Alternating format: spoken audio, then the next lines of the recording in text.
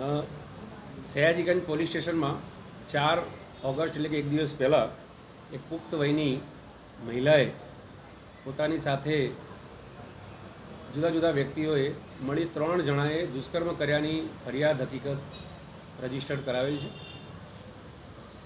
આ ગુનાની ગંભીરતાને ધ્યાને લઈ પોલીસ ઇન્સ્પેક્ટર શ્રી સયાજીગંજે ગુનો રજીસ્ટર કરી મહિલાની શારીરિક તપાસણી અર્થે એસએસસી હોસ્પિટલ કાર્યવાહી કરાવેલ છે। વધુમાં પ્રાથમિક પુરાવા મેળવી આ કામના 3 આરોપીઓ પૈકી એક આરોપી જેનું નામ યજ્ઞેશ પ્રદ્યુમનભાઈ દવે છે એ મળી આવતા એની ધરપકડ કરેલી છે। ધરપકડ કરી એમની પણ આ ગુના સંબંધિત શારીરિક તપાસણી કરાવેલ છે। ત્યારબાદ આ આરોપીને જ્યુડિશિયલ કસ્ટડીમાં રિમાન્ડ અર્થે મોકલાવેલ અને આવતીકાલ સુધીના એના પોલીસ કસ્ટડીના રિમાન્ડ પણ નામદાર કોર્ટથી મેળવેલ છે।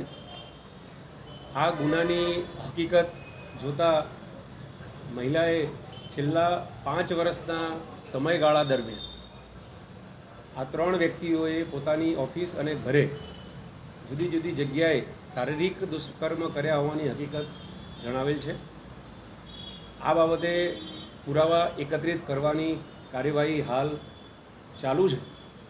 જેમ જેમ આગળ પુરાવા મળશે તેમ તેમ આગળની કાર્યવાહી કરવામાં આવશે। છેલ્લા 5 વર્ષ દરમિયાન આ મહિલાના વિરુદ્ધમાં પણ એક ભૂપેન્દ્રભાઈ મકવાણા કે જે ભરૂચના વતની છે તેઓએ પોતાની સાથે આ મહિલાએ છેતરપિંડી કર્યા હોવાની હકીકત રજીસ્ટર કરાવેલી અને જે કામે 2024માં ફેબ્રુઆરીમાં સયાજીગંજ પોલીસ સ્ટેશનમાં 22,81,449 રૂપિયાની ઉચાપત અન્વયે આ મહિલા વિરુદ્ધ ગુનો રજીસ્ટર થયેલો છે।